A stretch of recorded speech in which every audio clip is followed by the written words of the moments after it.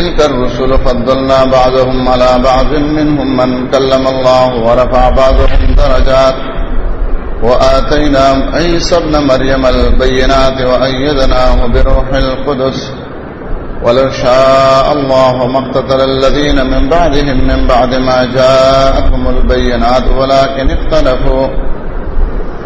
اختلفوا فمنهم من آمن ومنهم من كفر ولو شاء الله ما اقتتلوا ولكن الله يفعل ما يريد.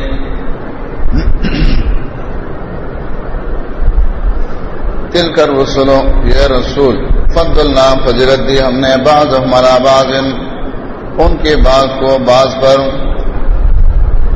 منہم ان میں سے من وہ کلم اللہ، کلام فرمایا اللہ تعالیٰ نے ان کے ساتھ، ورفع بعضهم درجات، بلند کیا ان کے بعض کو درجوں میں، وآتینا، دیا ہم نے عیسی ابن مریم البینات، عیسیٰ ابن مریم کو واضح دلائل معجزات، وأیدناہ بروح القدس، اور ہم نے مضبوط کیا جبریل امین کے ساتھ، ولو شاء اللہ، اگر چاہتا اللہ تعالی، مقتتل الذین من بعدہم، نہ لڑتے وہ لوگ جو ان کے بعد آئے، من بعد ما جاءتهم البینات، بعد اس کے کہ آئے ان کے پاس واضح نشانیاں، ولکن اختلفوا، لیکن انہوں نے اختلاف کیا، فمنہم، بعض ان میں سے من آمنا، جو ایمان لائے، ومنہم، اور بعض ان میں سے من کفر، جنہوں نے کفر کی، ولو شاء اللہ، اگر چاہتا اللہ تعالی،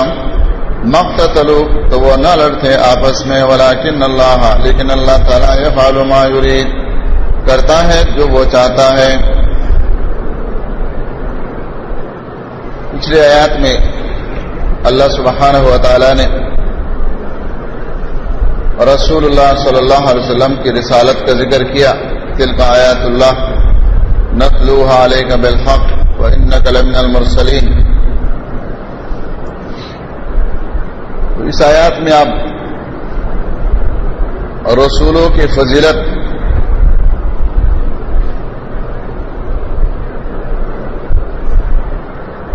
اور اس میں مراتب اللہ تعالیٰ بیان فرماتا ہے، اور پہلے ہم نے پڑھ لیا کہ فساد دفع کرنے کے لیے اللہ کے راستے میں قتال ضروری ہے، اور خاص کر نبی صلی اللہ علیہ وسلم کی امت، صحابہ کرام، تابعین، تبع تابعین، ان کو حکم ہے کہ وقاتلوا فی سبیل اللہ۔ اس میں اشکال تھا کہ یہ قتال، یہ فساد جو ہوتا ہے، شاید یہ اس وجہ سے کہ انبیاء علیہ الصلوۃ والسلام کے درمیان میں تفاضل تھا، مرتبوں کے اعتبار سے اختلاف تھا، اس کی وجہ سے قوموں نے لڑائی لڑی ہوگی، آپس میں اختلاف کیا ہوگا۔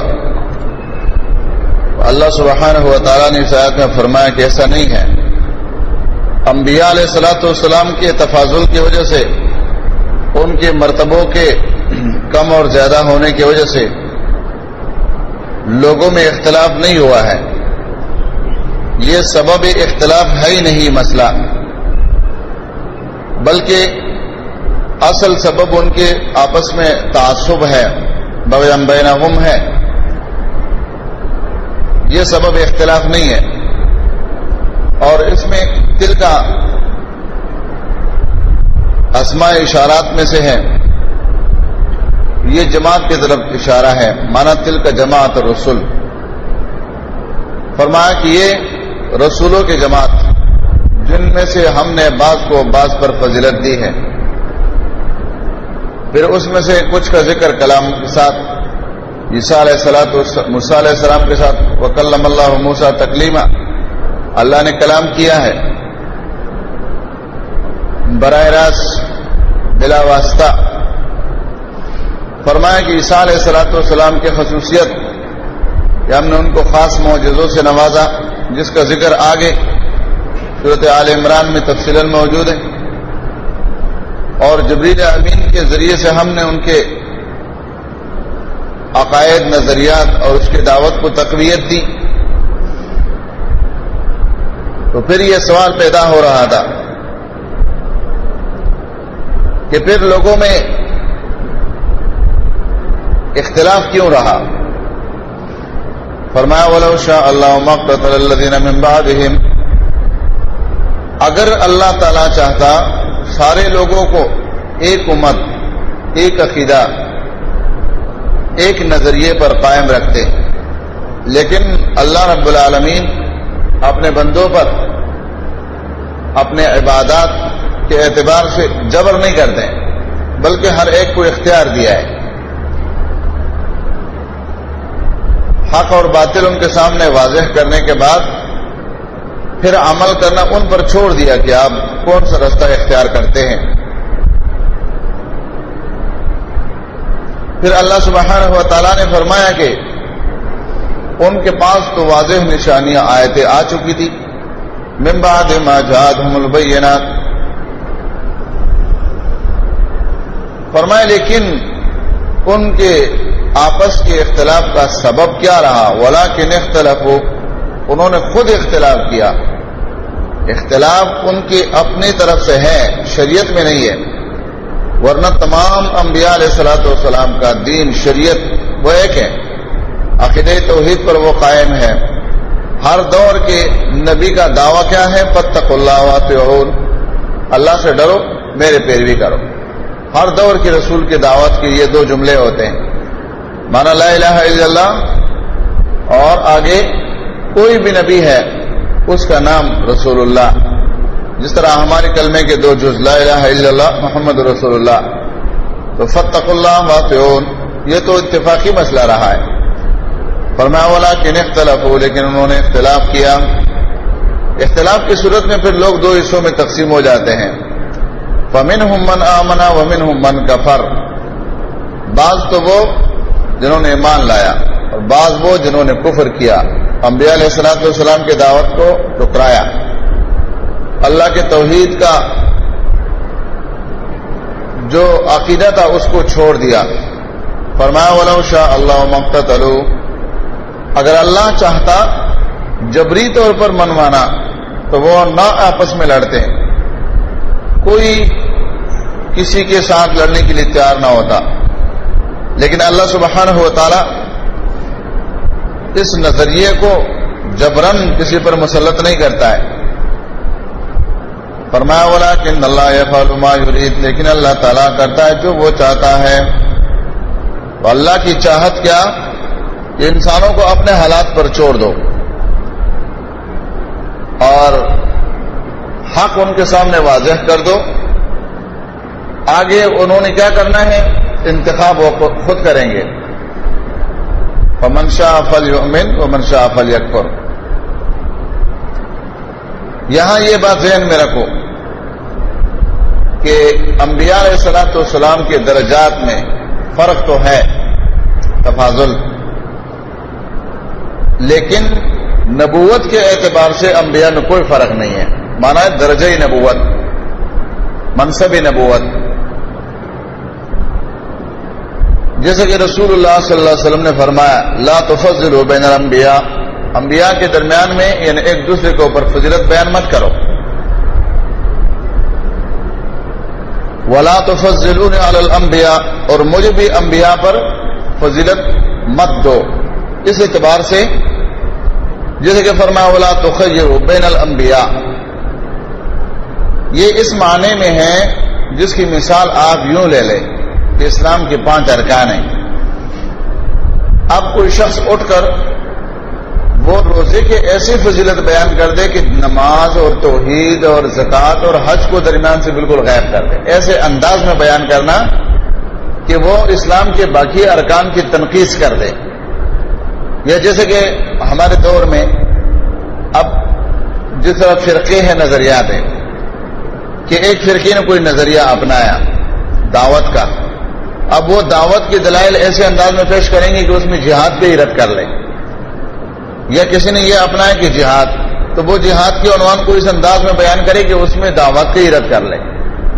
تو اس ترتیب سے انبیاء کی فضیلت بیان کرنا کہ ایک نبی کی فضیلت کی وجہ سے دوسری انبیاء کی فضیلت کی تنقیص ہو جائے، ان کے مرتبوں کو گرایا جائے، تو اس انداز میں فرمایا کہ فضیلت نہیں بیان کرنا ہے۔ باقی رہا یہ کہ اللہ تعالیٰ نے ان کو بعض پر فضیلت دی ہے، وہ اللہ نے جیسے دی ہے اسی کے حساب سے بیان کرنا ہے، وہ اپنی جگہ درست ہے کہ ہمارے آخری نبی محمد صلی اللہ علیہ وسلم کو جو مقام فضیلت دی ہے وہ کسی کو بھی نہیں دی ہے، تو اس معنی میں تو ٹھیک ہے، لیکن اس معنی میں بیان کرنا کہ ایک نبی کی فضیلت کی وجہ سے دوسری نبی کے فضیلت میں اس کے مرتبے میں تنقیص ہو جائے، یعنی نقصان واقع ہو جائے، تو یہ درست نہیں ہے۔ اور جیسے کہ آپ کو معلوم ہے کہ نبی صلی اللہ علیہ وسلم کے صحابہ اور نصارہ میں، یہودیوں میں جو تکرار ہو گیا تھا، ایک نے کہا موسیٰ علیہ السلام کو اللہ نے یہ شان دی ہے، صحابی نے کہا ہمارے نبی کو اللہ نے یہ شان دی ہے، اور اس پر آپس میں لڑ پڑے۔ جب نبی علیہ السلام کے پاس آئے تو اللہ کے نبی نے یہ فرمایا کہ مجھے اس طرح فضیلت نہ دو کہ دوسرے نبیوں کی تنقیص ہو جائے۔ فرمایا یا ایھا الذین آمنوا، ایمان والو، انفقوا، خرچ کرو، مما، اس میں سے، رزقناکم، جو دی ہے ہم نے تمہیں، من قبل، پہلے اس سے، ان یاتی، آئے کہ آئے، یوم، وہ دن، لا بیع فیہ ولا خلۃ، جس میں نہ خرید فروخت ہوگی، نہ کوئی دوستی، ولا شفاعت، اور نہ کوئی سفارش ہوگی، والکافرون هم الظالمون، اور کافر ہی ظالم ہے۔ اللہ سبحانہ و تعالیٰ نے فرمایا کہ انفاق فی سبیل اللہ یہ لازم ہے، اور ان آیتوں سے آگے کئی آیتوں میں اللہ رب العالمین نے توحید کے مسئلے کو بیان کرنے اور اس کی دعوت کو پھیلانے کے لیے انفاق فی سبیل اللہ کا حکم دیا ہے۔ چونکہ پہلے ہم پڑھ چکے ہیں کہ اللہ تعالیٰ نے قتال کا حکم دیا، تو قتال جو ہوتا ہے وہ خالی ہاتھ نہیں ہو سکتا ہے، تو قتال کے لیے ضروری ہے کہ انسان کے پاس مالی قوت بھی ہو، مالی صلاحیت موجود ہو، مال کے بغیر جہاد نہیں ہو سکتا ہے، تو اب مالی جہاد کا یہاں ذکر ہو رہا ہے کہ ایمان والو، انفقو، خرچ کرو، مما، اس میں سے، رزقناکم، جو ہم نے تمہیں دی ہے، من قبل ان یاتی یوم، پہلے اس سے کہ وہ دن آ جائے، لا بیع فیہ ولا خلۃ، جس میں خرید فروخت کا سلسلہ نہیں ہوگا، کیونکہ کاروبار کا طریقہ ہوتا ہے لینا دینا، چلو انسان کاروبار کر لیں گے، اس سے کچھ حاصل کر لیں گے، پر میں وہاں کچھ حاصل نہیں ہوگا۔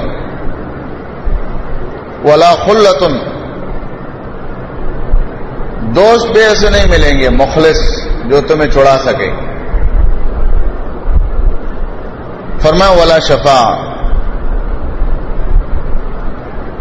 ایسی شفاعت والا بھی نہیں ملے گا جو تمہیں اللہ کے عذاب سے چھڑا دے۔ اور پھر اللہ رب العالمین فرماتے ہیں کہ اصل ظالم وہ لوگ ہیں جنہوں نے کفر کیا ہے، زمین پر اللہ تعالیٰ کے توحید کے مقابلے میں وہ میدان شرک میں آ گئے، اور اس طریقے سے شیطان کی جماعت میں وہ شریک ہو گئے۔ والکافرون هم الظالمون، مشرک کو بھی ظالم کہا اور کافر کو بھی ظالم کہا، کیونکہ یہ دونوں ایک صف کے لوگ ہیں۔ کافر وہ بھی مشرک ہے اور مشرک وہ بھی کافر ہے، دونوں کا نظریہ ایک ہے، صرف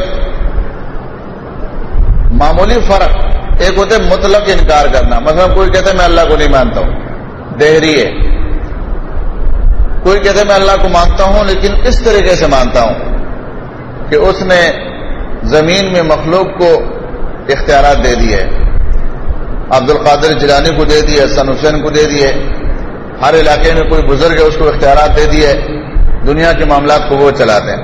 اب یہ بھی اللہ کے ماننے کا حقیقت میں منکر ہے، کیونکہ اللہ نے کسی کو بھی اختیار نہیں دیا ہے، لیکن اس کے ماننے میں، اللہ کے اس ماننے میں اور اس شخص کے ماننے میں جس کے اوپر کفر کا اطلاق مطلق ہوتا ہے اس میں فرق ہے.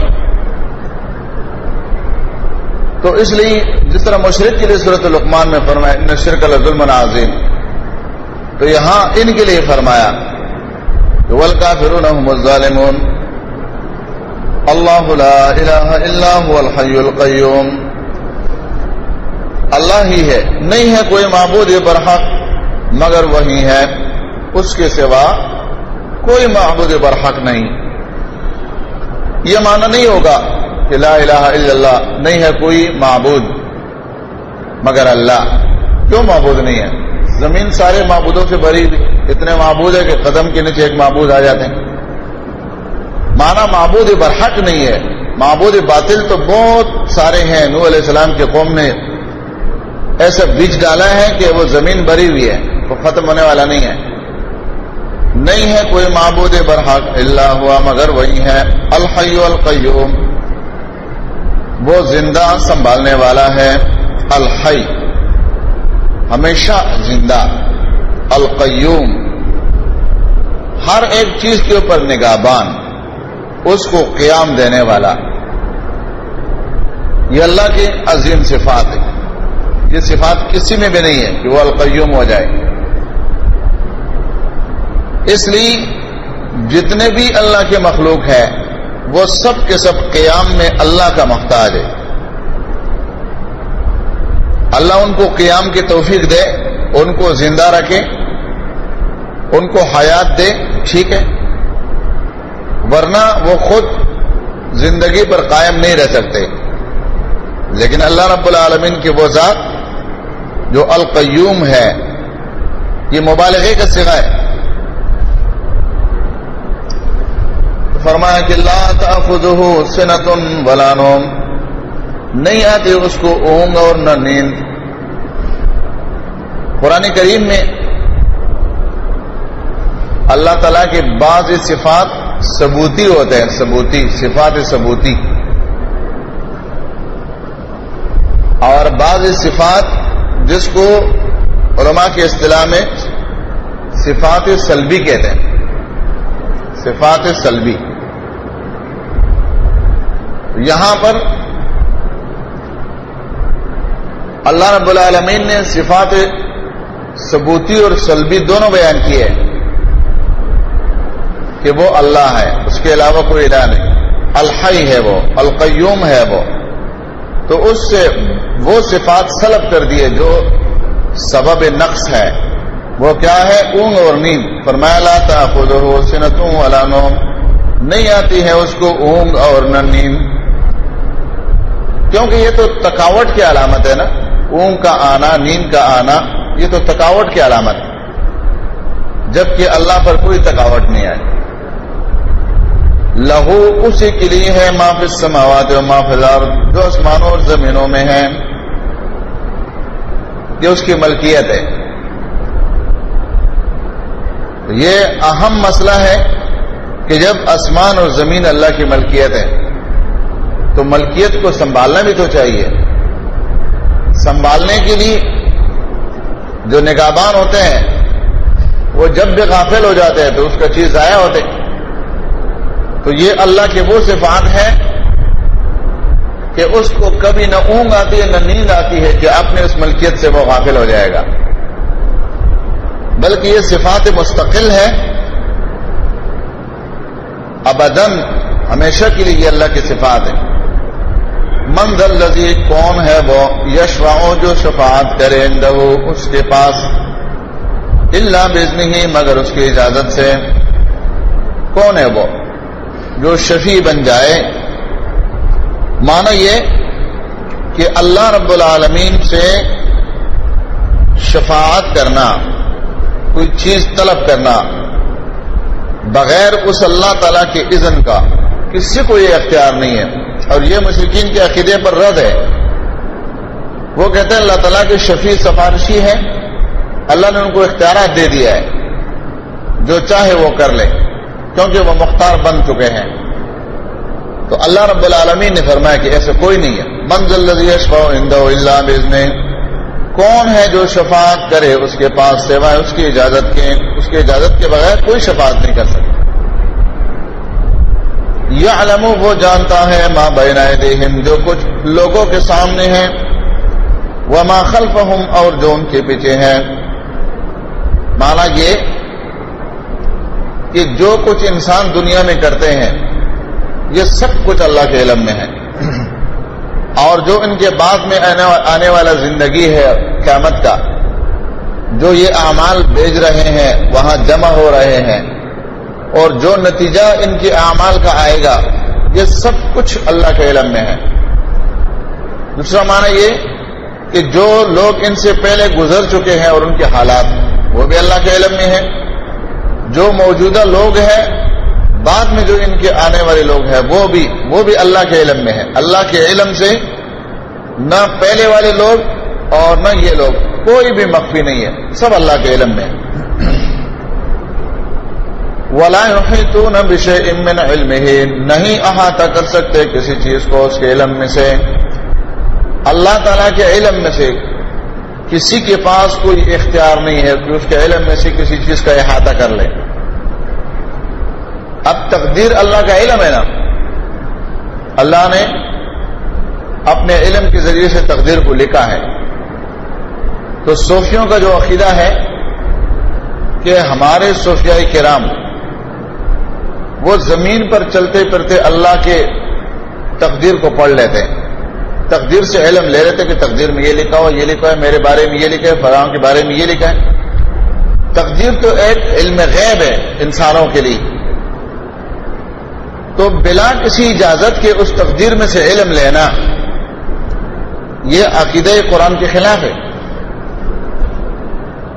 اور یہ بہت سارے مولویوں نے اپنے کتابوں میں اپنے بزرگوں مولویوں کے بارے میں لکھا ہے جس کو وہ اپنے اصطلاح میں بزرگ کہتے ہیں.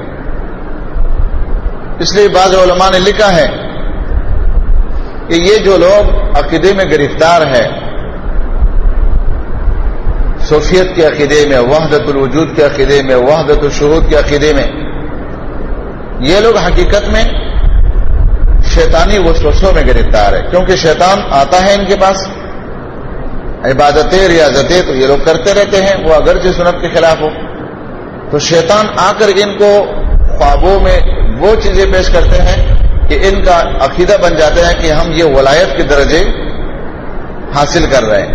حالانکہ وہ ولایت الرحمن نہیں ہوتے، وہ ولایت الشیطان ہوتے ہیں. لیکن شیطان کے وسوسوں میں یہ آگے بڑھتے ہیں، اس لیے یہ بہت سارے ایسے باتیں بیان کرتے ہیں کہ ہم نے دیکھا فلاں شخص کے ماں فوت ہو گئی تھی اور قبر میں ان کو عذاب ہو رہا تھا، میں نے اس کے لیے درود پڑھ کے جب وقف کر لیا تو پھر میں نے دیکھا کہ وہ عذاب سے چھوٹ گئی ہے. تو یہ سب شیطانی وسواس ہے حقیقت میں، اس کے کوئی دلیل نہیں ہوتے. فرمایا الا بما شاء مگر وہ جو اللہ چاہے. یہاں پر بھی اللہ کی چاہت، جس طرح پہلی شفاعت میں اذن ہے تو یہاں علم میں کیا ہے؟ اللہ کی چاہت. معنی یہ کہ اللہ رب العالمین اگر کسی کو اپنے علم میں سے کچھ دے دیتا ہے، کچھ دینے سے مراد کیا کہ اس کو غیب کی باتوں میں سے، جس طرح انبیاء علیہ الصلوۃ والسلام کے لیے جو جہنم کی باتیں، جنت کی باتیں، میدان محشر کی باتیں، وہ اپنے علم کے ذریعے سے اللہ تعالیٰ نے اپنے انبیاء کو وحی کے ذریعے سے بتایا. وہی علم، اس لیے فرمایا الا بما شاء مگر وہ جو اللہ چاہے. وسع کرسیہ السماوات والارض وسیع ہے کرسی اس اللہ تعالیٰ کا زمینوں آسمانوں سے، آسمانوں زمینوں سے اس کی کرسی وسیع ہے. اللہ کی کرسی یہ اللہ کے عظیم صفات کے لیے عظیم دلیل ہے. اب دیکھیں جو لوگ کہتے ہیں کہ اللہ ہر جگہ ہے، اللہ تعالیٰ تو ہمارے دل میں کہتے ہیں آ گیا ہے. کہتے ہیں ولی کا دل اللہ کا مسکن ہے. اللہ تعالیٰ کہتے ہیں دنیا میں نہیں آتا ہے لیکن ولی کے دل میں آ جاتے ہیں. یہ باطل نظریات ہے اور یہ واہی روایت ہے، واہی روایت، کوئی صحیح حدیث اس بارے میں نہیں ہے. اللہ رب العالمین خود وضاحت فرما رہا ہے کہ اس کی کرسی آسمانوں و زمینوں سے وسیع ہے، تو 6 فٹ کے انسان میں اللہ کیسے آئے گا؟ ایک ہے اللہ تعالیٰ کا محبت دل میں آ جانا، یہ تو تعلق ہے، تعلق کا پیدا ہونا اور بات ہے، ذات کا کسی کے وجود میں آنا یہ بالکل شریعت کے خلاف عقیدہ ہے۔ اور جیسا کہ حدیث میں آیا ہے کہ نبی صلی اللہ علیہ وسلم نے فرمایا اللہ تعالیٰ کے کرسی کی وسعت اتنا ہے کہ یہ آسمان اور زمینیں سارے مل کر اس کرسی کے مقابلے میں ایسے ہیں جیسے ایک وسیع میدان میں باغیچے میں ایک انسان اپنے انگلی سے انگوٹھی نکال کر پھینک دے، اب اس انگوٹھی کی کیا حیثیت ہوگی؟ وہ انگوٹھی اس بڑے میدان باغیچے اور گراؤنڈ کے اندر کیا حیثیت رکھتی ہے؟ فرمایا یہ زمین آسمان اللہ کے کرسی کے مقابلے میں اتنا حیثیت رکھتی ہے۔ پھر آگے فرمایا کہ اللہ تعالیٰ کی اللہ کا جو عرش ہے، عرش، وہ عرش اتنا وسیع ہے جس طرح یہ زمین آسمان اللہ کی کرسی کے مقابلے میں کم ہے، اسی طرح اللہ کی یہ کرسی اللہ کی اس عرش کے مقابلے میں انگوٹھی کے مانند ہے۔ اور پھر فرمایا کہ یہ جو اللہ کی کرسی ہے موضع القدمین، یہ تو اللہ کے 2 قدموں کی جگہ ہے۔ مستدرک حاکم کی روایت ہے یہ، اور امام بیہقی رحمۃ اللہ علیہ نے الاسماء والصفات میں بھی اس کو ذکر کیا ہے، اور امام ذہبی رحمۃ اللہ علیہ نے مستدرک حاکم میں اس روایت کی توثیق بھی کی ہے، اس کی موافقت کی ہے، بعض علماء کے کلام کو رد کیا ہے۔ یہ جو ابن عباس کی روایت ہے یعنی سندن یہ صحیح ہے کہ یہ جو کرسی ہے موضع القدم ہے، یہ تو صرف اللہ کے 2 قدموں کی جگہ ہے۔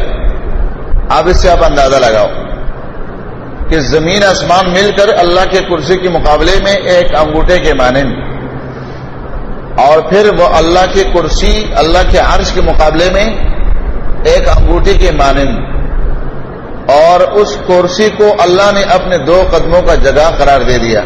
تو اس اللہ تعالیٰ کے بارے میں ہم جیسے چھوٹے معمولی دماغ رکھنے والے اس اللہ تعالیٰ کے ذات کا وجود کا کیا احاطہ کر سکتے ہیں؟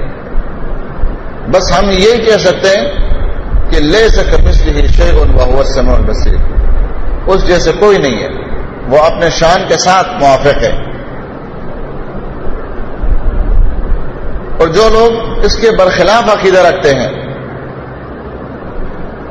اس پر اور تو کسی نے فتویٰ لگایا نہیں لگایا وہ تو الگ بات ہے، امام ابو حنیفہ رحمۃ اللہ علیہ نے ایسے لوگوں پر بہت بڑا فتویٰ لگایا۔ جب ان سے سوال کیا گیا کہ ایک شخص ہے وہ اللہ تعالیٰ کو عرش پر نہیں مانتا ہے، تو انہوں نے کہا فہو کافر، وہ انسان کافر ہے۔ کہا ایک شخص اللہ کو عرش پر مانتا ہے لیکن کہتے ہیں وہو یقول لا ادری این عرشہ، کہ اللہ کا عرش کہاں ہے میں نہیں جانتا ہوں، تو وہ کہتے ہیں وہو ایضا کافر، وہ بھی اسی طرح کافر ہے، اس لیے کہ اللہ کا عرش بھی معروف ہے، اور یہ بات بھی معروف ایمانیات میں سے کہ اللہ عرش پر ہے، الرحمن علی العرش استویٰ، تو اس کا انکار کرنا یہ کفر ہے۔ لیکن بدقسمتی سے معاشرے کے اندر یہ بات لوگوں نے پھیلائی ہے کہ اللہ تعالیٰ کے لیے تو جہد ثابت نہیں ہے، جس طرح عقائد علماء دیوبند میں لکھا ہے کہ اللہ تعالیٰ کے لیے جہد ثابت نہیں ہے کہ اللہ کس طرف ہے، حالانکہ قرآن کریم اور احادیث نبوی صحیح دلائل سے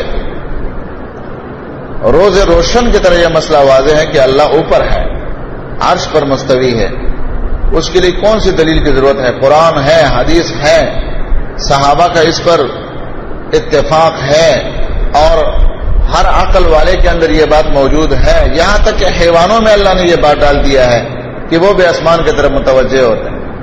وہ مشہور حدیث جس کے بارے میں سلیمان علیہ السلام کی استسقاء کا ذکر ہے، سلیمان علیہ السلام استسقاء کے لیے نکلتے ہیں، دیکھا کہ ایک چیونٹی وہ اپنی پیٹھ کو زمین پر رکھ کر اور اپنے پنجوں کو آسمان کی طرف اٹھائے ہوئے، اور اللہ تعالیٰ سے دعائیں کر رہے ہیں کہ اللہ ہم تیرے مخلوق میں سے کمزور مخلوق ہے، لیکن تیرے پانی کے بغیر ہم زندگی بسر نہیں کر سکتے، دیکھو ایک چونٹی کا یہ عقیدہ ہے کہ میرے پنجے آسمان کی طرف ہونے چاہیے، کیوں؟ کہ اللہ اوپر ہے. تو یہ تو وہ عقیدہ ہے جو اللہ تعالیٰ نے حیوانوں میں بھی رکھا ہے کہ اللہ اوپر ہے. اب اس سے خلاف کرنا، اس کے بہت ساری مثالیں ہیں، طوالت میں جانے کی ضرورت نہیں ہے. فرمایا کہ وَلَا يَئُودُهُ حِفْظُهُمَا وَهُوَ الْعَلِيُّ الْعَظِيمُ. وَلَا يَئُودُهُ حِفْظُهُمَا، اور نہیں مشکل گزرتا ہے، گراں گزرتا ہے اس پر ان دونوں کی حفاظت کرنا، زمین کی حفاظت، آسمان کی حفاظت. یہ اللہ رب العالمین کے لیے کوئی مشکل نہیں ہے، یہ کوئی سبب تکاوٹ نہیں ہے کہ اس پر اللہ رب العالمین تک جائے گا. نہیں، یہ اس نے بنایا ہے اور وہ اس کا نگران ہے، اور وہی اللہ رب العالمین کے ذات اس کا محافظ ہے. فرمایا وَهُوَ الْعَلِيُّ الْعَظِيمُ. یہاں پر بھی اللہ کی علو کا ذکر آیا، وہ علی ہے، بلند ہے. کہیں اعلی آتا ہے، کہیں علی آتا ہے. بلندی کی طرف اشارہ اللہ کی صفات میں، عظیم، عظمت والا.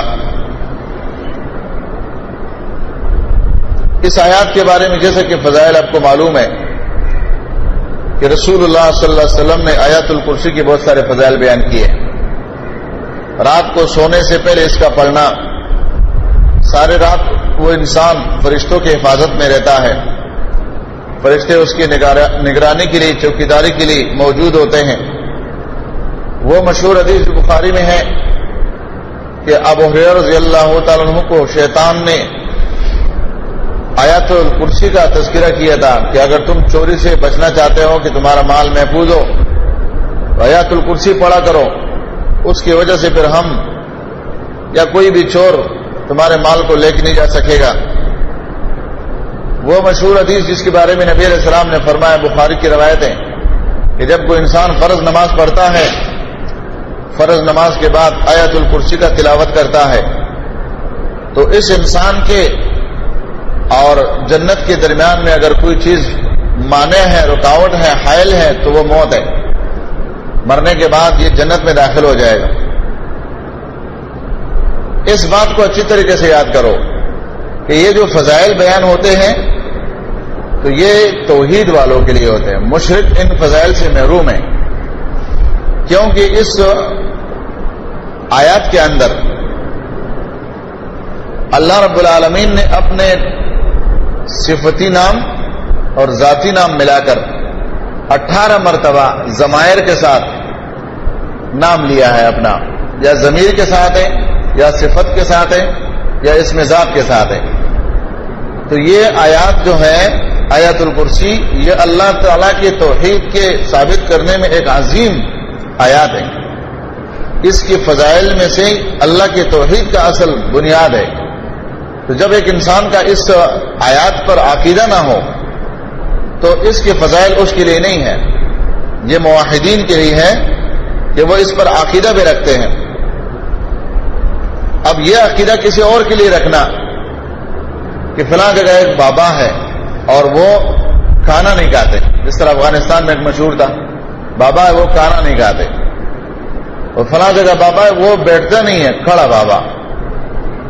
اب یہ ایسے صفات انسانوں کے لیے لوگ ثابت کرتے ہیں جو اللہ کی صفات ہوتے ہیں. جو کھانا نہ کھائے وہ کیسے زندہ ہے؟ اللہ رب العالمین نے اپنے صفات میں اس بات کو ذکر کیا ہے کہ اگر کوئی الہ ہو سکتا ہے تو اس کے لیے ضروری ہے کہ وہ کھائے گا بھی نہیں.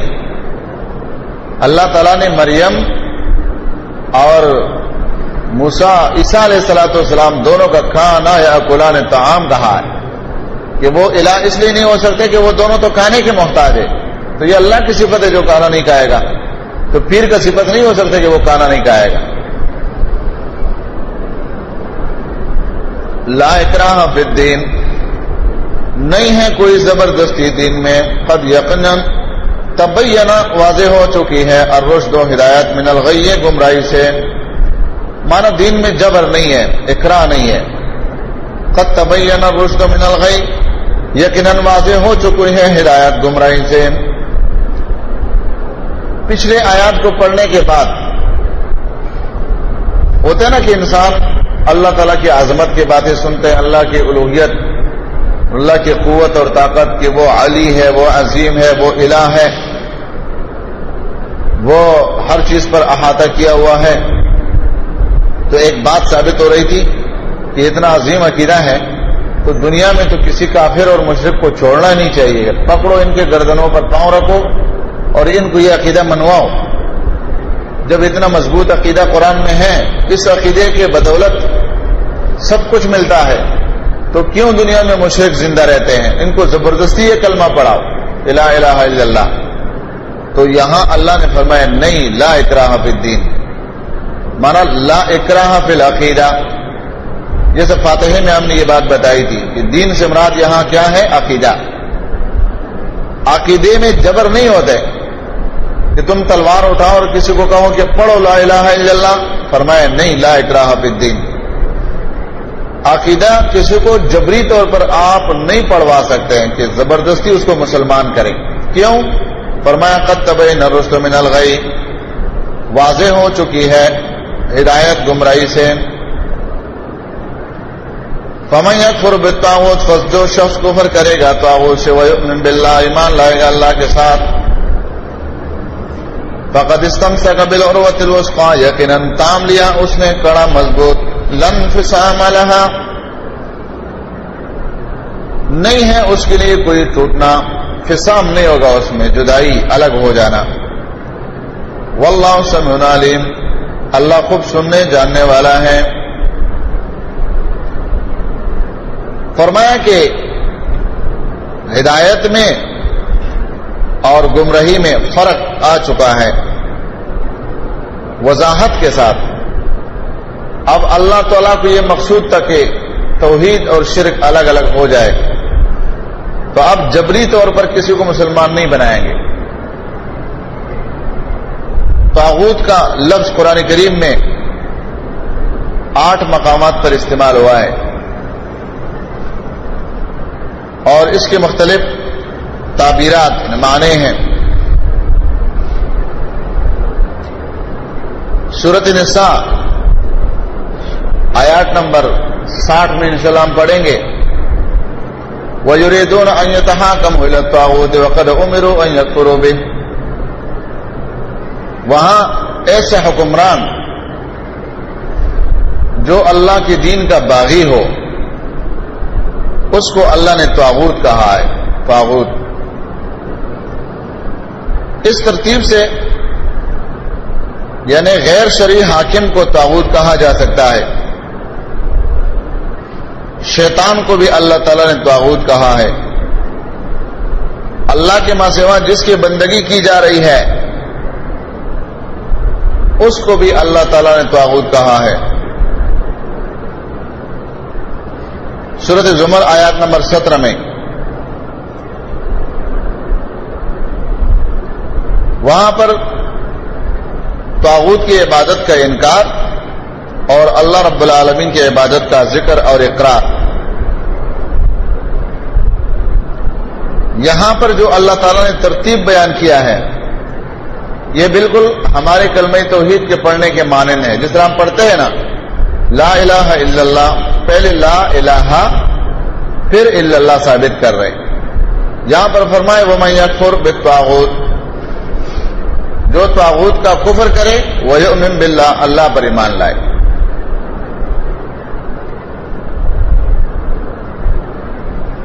اور بعض علماء کا یہ قول ہے کہ جو سمجھو کہ ان تمام معنوں پر محیط ہے کہ الطاغوت ما یعبد من دون اللہ، الطاغوت ما یعبد من دون اللہ. طاغوت ہر وہ چیز ہے جس کے اللہ کے ماں سوا بندگی کی جائے. وہ پیر ہے، وہ مولوی ہے، وہ حکمران ہے، وہ پتھر ہے، وہ جو بھی چیز ہے ما یعبد من دون اللہ، اللہ کے ماں سوا جس کی بندگی کی جائے تو وہ طاغوت، وہ طاغوت. یہاں اللہ رب العالمین نے فرمایا جو طاغوت کا انکار کرے، انکار سے مراد کیا ہے؟ ان یعبدوها وانابوا الی اللہ. سورۃ زمر میں اس کی تشریح کی ہے.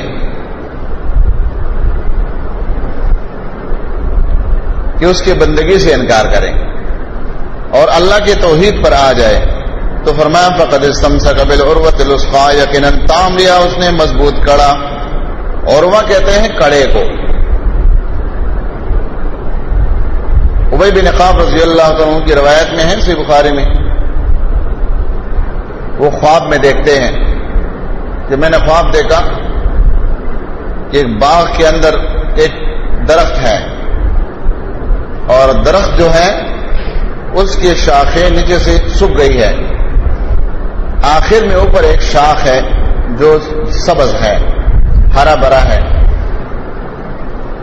تو میں اس پر چڑھنے لگا، مجھے کسی نے چڑھانے کا کہا اس پہ چڑھ جاؤ، اور اوپر اس میں ایک کڑا لگا ہوا ہے، کڑا اور واہ، تو کہتے ہیں میں اس پر چڑھتا ہوں، اس کڑے کو پکڑ لیتا ہوں۔ نبی علیہ الصلوۃ والسلام نے اس کے خواب کی تعبیر بتائی کہ یہ جو آپ کو باغ نظر آتے ہیں یہ اسلام ہے، اور یہ جو درخت کے شاخیں آپ کو خشک ٹہنیاں نظر آتی ہیں یہ ادیان باطلہ جو پہلے یہودیت عیسائیت وغیرہ اس کی طرف اشارہ ہے، اور جو آخر میں آپ کو ایک ٹہنی شاخ نظر آتے جو ہرا بھرا ہے، یہ دین ہے، دین اسلام۔ تو دین اسلام جو یہ کڑا آپ نے تام لیا، گویا آپ ہدایت کو پہنچ گئے، کیونکہ وہ پہلے اہل کتاب میں سے تھے، اسلام قبول کرنے کے بعد اسلام میں آ گئے۔ فرمایا یہ ایسا کڑا ہے لن انفصام لہا، اس کے لیے کوئی ٹوٹنے کا گنجائش نہیں۔ پھر اللہ رب العالمین نے فرمایا کہ اس اقرار سے، زبانی اقرار سے یا ظاہری دین سے اگر کوئی بھی اقرار کرتا ہے یا اس پر ظاہر میں عمل کرتا ہے تو اللہ کے علم سے مخفی نہیں ہے۔ واللہ سمیع علیم، اللہ ان کلمات کو سنتا بھی ہے اور جانتا بھی ہے۔ اللہ ولی الذین آمنوا، اللہ دوست ہے ان لوگوں کے جنہوں نے ایمان لایا، یخرجہم من الظلمات الی النور، نکالتا ہے ان کو اندھیروں سے روشنی کی طرف۔ والذین کفروا، وہ لوگ جنہوں نے کفر کیا، اولیاءہم الطاغوت، وہ دوست ہیں طاغوت کے، شیطان کے دوست۔ یخرجونہم، نکالتے ہیں ان کو من النور، روشنی سے، الی الظلمات، اندھیروں کے طرف۔ اولئک اصحاب النار، یہ لوگ جہنمی ہے، ہم فیہا خالدون، ہمیشہ اس میں رہیں گے۔ جب پچھلی آیات میں اللہ تعالیٰ نے عروۃ الوثقی ثابت کر لیا، دین ثابت ہو گیا، تو اب اللہ رب العالمین یہاں یہ بتانا چاہتا ہے کہ اب یا تو بندہ طاغوت کا بنے گا یا بندہ الہ کا بنے گا۔ تو اس پر لوگ دنیا میں دو حصوں میں تقسیم ہو جاتے، ایک اولیاء الرحمن بن جاتے، دوسرا اولیاء الشیطان۔ تو فرمایا کہ اللہ تعالیٰ دوست ہے ان لوگوں کا جنہوں نے ایمان لایا۔ پھر اللہ کی ولایت کا ذکر کہ اللہ تعالیٰ اپنا ولایت اپنے بندوں سے کس طرح جو ہے وہ منواتا ہے اور اس کا اظہار کرتا ہے، اس کا ذکر اللہ نے فرمایا کہ یخرجہم من الظلمات الی النور، نکالتا ہے ان کو اندھیروں سے روشنی کی طرف، کیونکہ ظلمات بہت ہے نا، شرک ہے، بدعت ہے، رسم رواج ہے، قوم پرستی ہے، فرقہ پرستی ہے، جماعت پرستی، تنظیم پرستی، سیاسی پرستی اور مذہبی پرستی، سارے پرستیاں ظلمات ہیں۔ تو اللہ تعالیٰ توحید والوں کو، اتباع رسول والوں کو ان تمام ظلمات سے نکال کر الی النور، اپنے روشنی جو قرآن اور سنت ہے اس کی طرف لے جاتے ہیں۔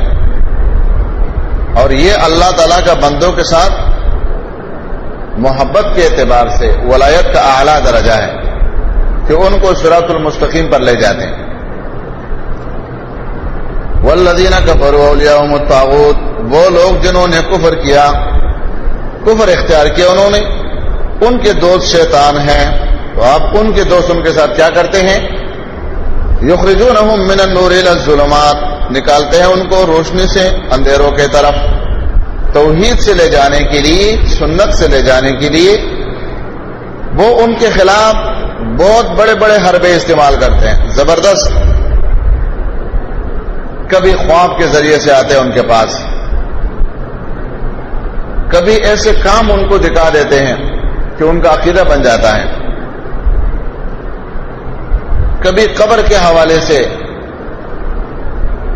ایسی چیزیں ان کو دکھائیں گے کہ دیکھو جی تم فلاں مزار کے پاس گئے تو کیا ہوا، پتہ ہے ایسا ایسا ہوا، تم نے فلاں بابا کے نام پر اتنا صدقہ کیا تو اس کا نتیجہ یہ نکل آیا۔ یہ ان کی نظریات بناتے ہیں۔ یعنی نور جو ہے اللہ کے توحید اور پیغمبر کی سنت، وہ چونکہ شیطان اس کا دشمن ہے اور اندھیروں کو اور بدعات اور شرکیات کو پھیلانے کے لیے وہ اس نور سے اپنے دوستوں کو نکالتے ہیں، یہ اس کا نتیجہ ہے۔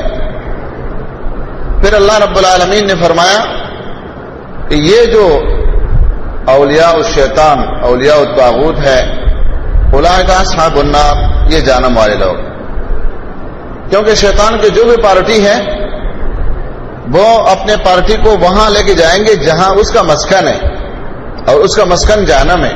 اللہ نے اس سے جہنم کا وعدہ کیا ہے، لَأَمْلَأَنَّ جَهَنَّمَ مِنَ الْجِنَّةِ وَالنَّاسِ أَجْمَعِينَ، دونوں جائیں گے نا، تو انسانوں میں سے اس نے اپنا جماعت بنانا ہے۔ فرمایا ہم فیہا خالدون، اس میں ہمیشہ رہیں گے۔ اب جب یہ چیز سامنے آ گئی کہ روشنی کے آ جانے کے بعد اب دو دوستیاں قائم ہو گئی، ایک رحمان کی دوستی، ایک شیطان کی دوستی، تو اس پر اللہ رب العالمین مثال دیتے ہیں بطور قصہ کہ دیکھو شیطان نے اپنے دوست کو کہاں اور رحمان نے اپنے دوست کو کہاں مدد دی ہے۔ الم ترا، کیا نہیں دیکھا آپ نے، الذی، اس شخص کی طرف، حاج ابراہیم، جس نے جھگڑا کیا تھا ابراہیم علیہ السلام سے، فی ربی، اس کے رب کے بارے میں، ان آتاہ اللہ الملک، اس چیز کے بارے میں کہ دیا تھا اس کو اللہ تعالیٰ نے بادشاہت، اللہ تعالیٰ نے ان کو قوت دیا تھا، طاقت دیا تھا، بادشاہ بنایا تھا۔ اس کے بارے میں جیسے کہ معروف ہے، علماء نے نمروز نام لکھا ہے، کسی نے دال کے ساتھ، کسی نے دال کے ساتھ، نمروز، نمرود۔ ابراہیم علیہ السلام کا اس کے ساتھ مقابلہ ہوا، انہوں نے اللہ کی توحید پیش کی، وہ توحید کا منکر تھا، انہوں نے اپنے حجت بازی کرنا شروع کر دیا۔ نمروز بن فالح بن عابر، اور کہتے ہیں نوح علیہ السلام کی اولاد میں سے حام کا بیٹا تھا، حام بن نوح، نمروز بن فالح بن عابر عین الباء بارہ، عابر، اور عابر کے باپ کا نام تھا حام، آگے پھر نوح علیہ السلام ہے، حام بن نوح۔ گویا کہ نوح علیہ السلام کے چوتھے نمبر پر اولاد میں آ رہے ہیں۔ اور کسی نے دوسرا نام ذکر کیا ہے، نمروز بن کنعان بن کوش، کاف واو شین کوش، بن سام بن نوح، کیونکہ سام اور حام یہ دونوں نوح علیہ السلام کے بیٹے ہیں نا، سام اور حام، تو بعض نے اس کا سلسلہ سام کے ساتھ ملایا ہے، بعض نے حام کے ساتھ۔ اس کا ابراہیم علیہ السلام سے، کیونکہ بادشاہ تھا، مالدار آدمی تھا، لیکن تھا اللہ کا باغی، ابراہیم علیہ السلام کا اس کے ساتھ مکالمہ ہوا، گفتگو، مناظرہ جس کو کہتے ہیں۔ اس قال ابراہیم، و جب فرمایا ابراہیم علیہ السلام نے، ربی الذی، میرا رب وہ ہے، یحیی و یمیت، جو زندہ کرتا ہے اور مارتا ہے۔ قال، اس نے جواب میں کہا، انا احیی و امیت، میں زندہ کرتا ہوں مارتا ہوں۔ یہاں جیسے کہ آپ نے سنا ہے علماء سے مشہور تفسیر واقعات لکھا ہے علماء نے کہ جب ابراہیم علیہ السلام نے یہ دلیل پیش کیا تو یہ تو حقائق کے ساتھ دلیل تھا، حقائق کے ساتھ، کہ اللہ رب العالمین ہر جاندار کو مادے سے پیدا کرتا ہے، اس میں پھر روح ڈالتا ہے. تو اس نے کیا کیا, ایک مجرم انسان کو جس کے اوپر پانسی کا حکم ہو چکا تھا, اس نے کہا یہ تو مردوں میں شمار ہے, اس کو چھوڑ دیا. دیکھو یہ میں نے مردے کو زندہ کیا. اور ایک عام آدمی کو پکڑا اور اس کو قتل کر دیا, کہا یہ میں نے زندے کو قتل کر دیا. میں بھی ایسا کر سکتا ہوں, زندہ کرنا اور مارنا. تو ابراہیم علیہ السلام نے جب دیکھا تو قال ابراہیم فإن اللہ یأتی بالشمس من المشرق, فرمایا ابراہیم علیہ السلام نے کہ یقینا اللہ تعالیٰ لاتے ہیں سورج کو مشرق کی جانب سے, فأت بہا من المغرب, آپ لے آئے اس کو مغرب کی جانب سے. ابراہیم علیہ السلام نے دوسری دلیل دی. یہاں پر علماء نے بہت تفصیل لکھا ہے کہ یہ جو طریقہ یہاں مناظرے کا ذکر ہے یہ کس انداز میں ہے, کیونکہ ابراہیم علیہ السلام نے ان کو جو دلیل پیش کی یہ تو اس کا جواب نہیں تھا. تو ابراہیم علیہ السلام کو مزید آگے دوسری دلیل پیش کرنے کی کیا ضرورت تھی؟ تو علماء نے بہت طویل بحث لکھا ہے, لیکن اس کا خلاصہ ایک یہ کہ جب انہوں نے دیکھا کہ یہ تو پاگل ہے, یہ تو دیوانہ ہے, یعنی ایک جاہل انسان ہے, اس کے پاس تو کچھ بھی نہیں ہے, تو اب اتنی بڑی بات کہ زندہ کرنا مارنا میری صفت ہے, اور پھر ایک عام زندہ آدمی کو اس نے قتل کیا, اور ایک آدمی پر جو سزا چڑھ چکا ہے اس کو انہوں نے چھوڑ دیا, کہتے یہ میں نے زندہ کیا, یہ میں نے مارا. تو انہوں نے کہا اس کو تو ایسے دلائل پیش کرنے کی ضرورت نہیں ہے, اس کو ایسے دلیل پیش کرو جو کہ بالکل ہی سمت مخالف اس کا لا نہ سکے. تو انہوں نے کہا چلو یہ جو سورج نکل رہے اس کا بتاؤ, تم اس کو الٹ سمت سے نکالو.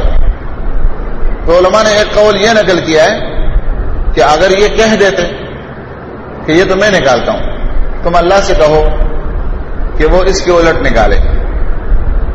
تو اس کے دو جواب دیے. ایک جواب یہ کہ اس مجلس میں ایسے لوگ بھی تھے جو نمرود سے عمر میں بہت بڑے تھے, اگر یہ بات کہتا ہے تو وہ فوراً کہتے کہ جب تم نہیں تھے تو یہ سورج یہاں سے نکلتا تھا, اس لیے پھر یہ خاموش ہو جاتا کہ جب تم پیدا نہیں ہوئے تھے اس وقت سے ہم ہیں, تو یہ سورج یہاں سے طلوع ہوتے یہاں سے غروب ہوتے, لہذا یہ تم نے نہیں کیا ہے.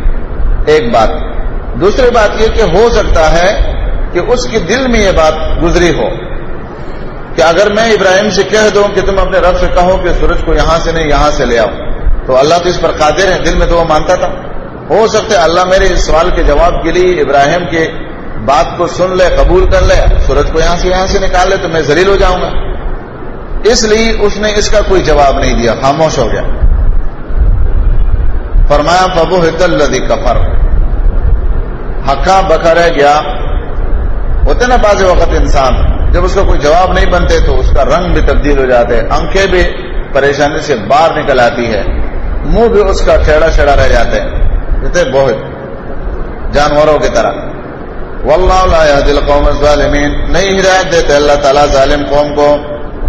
والکافرون هم الظالمون, ہم نے پڑھا کہ وہ ظالم ہے نا. تو یہاں ایک مثال اللہ نے یہ دی کہ دیکھو ابراہیم علیہ السلام اللہ کا ولی ہے, تو اللہ نے کس طرح اپنی ہدایت کے باتیں اس کو بتائی ہے, اور چونکہ اس نے شیطان کی ولایت اختیار کیا ہے نمرود نے, تو شیطان نے کس طرح ان کو گمراہ کیا ہے, اور وہ اپنے گمراہی کو سمجھتا بھی نہیں ہے کہ یہ جو میں عمل کرتا ہوں یہ تو سری گمراہی ہے. او کالذی مر علی قریۃ, یا اس شخص کی طرح جو گزر چکا ہے ایک بستی پر, وہی خاویۃ, اور وہ گری پڑی تھی, علی عروشها, اپنے چھتوں کے بل. یہاں علماء کرام نے اکثر مفسرین نے عزیر علیہ السلام کا ذکر کیا ہے, اور جو لوگ منکرین حدیث ہے جس کو معتزلی بھی کہہ سکتے آپ, وہ لوگ چونکہ انبیاء علیہ السلام کے معجزات کے منکر ہوتے ہیں تو وہ اس کا انکار کرتے ہیں. وہ کہتے ہیں یہ کوئی حقیقت نہیں ہے, یہ عزیر علیہ السلام نہیں تھا اور نہ ایسا کوئی واقعہ ہوا ہے. اس کی وہ مختلف تعویلات کرتے ہیں. قرآن کے صریح آیات کو اور مفسرین کے جمی جماعت سے مخالفت کرتے ہوئے وہ اس کے انکار کرتے. اللہ رب العالمین نے یہ دوسرا واقعہ نقل کیا. فرمایا کہ جب وہاں سے گزر ہوا ایسے بستی پر جن پر اللہ تعالیٰ کا غضب آیا ہے اور اس بستی کو بگڑا ہوا حالات میں دیکھا. قال فرمایا انا یحیی هذه اللہ بعد موتها، کس طرح زندہ کرے گا اللہ تعالیٰ اس بستی کو اس کے موت کے بعد. اب بستی کو زندہ کرنا مقصود تو نہیں ہے، بستی میں مرنے والے لوگ، اس بستی کے لوگوں کو اللہ کیسے زندہ کرے گا. فاماتہ اللہ، بس موت دی اللہ تعالیٰ نے اس کو 100 عام 100 سال. ثم بعثہ، پھر اٹھایا اس کو، زندہ کیا اس کو. قال فرمایا کم لبثتا، کتنے دیر رہے آپ یہاں. قال کہا اس نے لبثت یوما، رہا میں یہاں ایک دن، او بعض یوم، یا دن کا کچھ حصہ. اللہ تعالیٰ نے اس کو موت دی اور مرنے کے بعد طویل عرصہ گزر گیا. اللہ نے پھر اس کو اٹھایا. جیسے پہلے میں نے بتایا تھا سورۃ بقرہ کی شروع میں کہ جو لوگ کہتے ہیں نا کہ 2 موت ہے، 2 زندگی اور کوئی موت نہیں ہے، اب یہاں 3 موت ثابت ہو رہے، 3 زندگی. ایک تو عمومی موت اور عمومی طور پر موت زندگی، ایک یہ خاص ہے. اللہ نے موت دی پھر زندہ کیا. اس نے کہا دن یا دن کا کچھ حصہ، کیونکہ انسان دن کے کسی حصے میں کام آتا ہے نا. یا تو صبح کے ٹائم پر انسان غافل ہو گیا یا سو گیا، اللہ نے مار بھی دیا. اب عصر میں اٹھ گیا، یا زور میں اٹھے گا یا عصر میں اٹھے گا یا صبح اٹھے گا، تو جس جانب پر وہ اٹھے گا تو وہ دوسری جانب کو کہے گا کہ میں اس ٹائم پہ سوتا، اس ٹائم اٹھ گیا. تو دن کا کچھ حصہ، یا اگر پورے دن میں وہ صبح سے واقعہ کا یعنی مشاہدے کے لیے اللہ نے اس کو موت دی ہے صبح سے اور شام کو اٹھایا ہے تو پورا دن کہے گا. قال فرمایا اللہ تعالیٰ نے بل لبثتا، بلکہ رہے آپ 100 عام 100 سال، تم نے 100 سال موت گزاری ہے. فانظر، دیکھو الی طعامک، اپنے کھانے کے طرف، و شرابک، اور پینے کے. لم یتسنہ، نہیں سڑا ہے وہ، سڑا اور بسا نہیں ہے وہ، نہ کھانا تمہارا خراب نہ پینا خراب. وانظر، دیکھ الی حمارک، اپنے گدھے کی طرف. یہ دلیل ہے کہ اس کی سواری گدھے کی سواری اور سفر کا توشہ کھانا پینا اس کے پاس تھا. اور یہ دلیل ہے کہ انبیاء علیہ الصلوۃ والسلام نے گدھوں پر سواری کی ہے. آج بھی جو لوگ کہتے ہیں نا گدھے کی سزا کہ بھائی گدھے پر بیٹا اور منہ کالا کرو، یہ اصل میں انبیاء کے دشمن ہوتے ہیں. گھوڑے پر بیٹھاؤ نا، اونٹ پر بیٹھاؤ، یہ گدھے کا نام خاص کیوں لیتے ہیں؟ یہ انبیاء علیہ الصلوۃ والسلام کی توہین کی وجہ سے لیتے ہیں. گدھا ان کے نزدیک ایک ذلیل سواری ہے، حالانکہ ایسا نہیں ہے. نبی علیہ الصلوۃ والسلام نے گدھے پر سواری کی ہے، عزیر علیہ السلام نے کی ہے، دیگر انبیاء نے کی ہے. تو گدھے کو ذلیل سمجھنا اس کے کیا معنی ہے؟ یہ غلط ہے. مانا جو چیز انسان کے زیادہ کام آ جائے، اللہ نے اس کو غلام بنایا ہے، تو کیا اس کو ہم حقیر سمجھیں گے؟ کہ گدھا سب سے زیادہ محنت کرتا ہے انسانوں کے فائدے کے لیے، بہت سارے کاموں کے استعمال میں آتا ہے، تو کیا اب اس کو ذلت کی نشانہ بنا دے؟ ایک جگہ مناظرہ تھا منکرین حدیث کے ساتھ. وہ مناظر جو تھا منکرین حدیث کا، اس نے بخاری کی حدیث پیش کی. وہ کہنے لگا کہ دیکھو بخاری میں ہے کہ نبی علیہ الصلوۃ والسلام جاء النبی صلی اللہ علیہ وسلم علی حمار، حمار پر آیا، گدھے پر آیا. کہتے گدھے پر تو انسان چھوڑ کو بٹھاتے ہیں، تو نبی کی توہین کر دیے. یہ بخاری نے کی ہے، اپنے طرف سے حدیث گڑھی ہے. ہمارے استاد ہے شیخ ثناء اللہ ضیاء صاحب، پہلے کراچی میں ہوتے تھے، اب فیصل آباد میں ہے. منظور کالمی کے مدرسے میں نائب شیخ الحدیث تھے. اس کے ساتھ گفتگو ہو رہی تھی کراچی کریم آباد میں. حالانکہ مناظرہ بریلیوں کے ساتھ تھا، وہ نہیں آئے، تو یہ اتفاق سے ساتھی لے کر گئے تھے اپنے ساتھ. انہوں نے کہا ٹھیک ہے، اب آپ اپنے جواب سنو. پہلے یہ بتاؤ کہ اگر حدیث نبی کو گدھے پر بٹھائے تو یہ حدیث نے نبی کی توہین کی، تو اس توہین کی وجہ سے حدیث کا انکار کرنا چاہیے۔ بولا ہاں، بولا پھر آؤ، قرآن کریم ہمیں کہتا ہے کہ والخیل والحمیر والبغال لترکبوها وزینۃ، اے نبی تم گدھے پر سواری کرتے ہو، گھوڑے پر کرتے ہو، خچر ان پر سواری کرتے ہو۔ دیکھو نبی کو اللہ نے گدھے پر، گھوڑے پر، سب پر بٹھایا اور وزینۃ، ساتھ میں اس کا مذاق دوڑاتے ہیں کہ دیکھو خوبصورت لگتے ہیں۔ پھر تو قرآن کو پہلے سے چھوڑ دو، اس سے آگے وہ چل ہی نہیں سکا کہ اور اعتراض کرتے، کیونکہ منکرین حدیث کے لیے سب سے بہترین طریقہ یہ ہوتا ہے کہ وہ جو بھی سوال کرتے ہیں اللہ کے فضل سے اگر قرآن کی بصیرت کسی کے پاس ہو اس کا جواب قرآن سے ہوگا، کیونکہ قرآن کریم ایسا کتاب ہے کہ پہلے ہم نے شروع میں کیا کہا آپ کو کہ قرآن میں 6 بنیادی باتیں ہیں، ان میں سے ایک بنیادی بات کیا ہے؟ رسول کی رسالت کو ثابت کرنا۔ تو کہیں بھی اگر منکرین حدیث سوال کریں گے نا اس کا جواب آپ کے پاس قرآن میں ہوگا، کیونکہ رسول کی رسالت کو ثابت کرنا قرآن کی ذمہ داری ہے۔ تو قرآن سے آپ کو کہیں نہ کہیں اشارہ مل جائے گا، اس کا جواب آپ دے سکیں گے۔ تو فرمایا کہ گدھے پر اللہ نے رسول کو بٹھا بھی دیا، وزینتاً ساتھ میں مذاق بھی کیا، کہ دیکھو خوبصورت لگتا ہے۔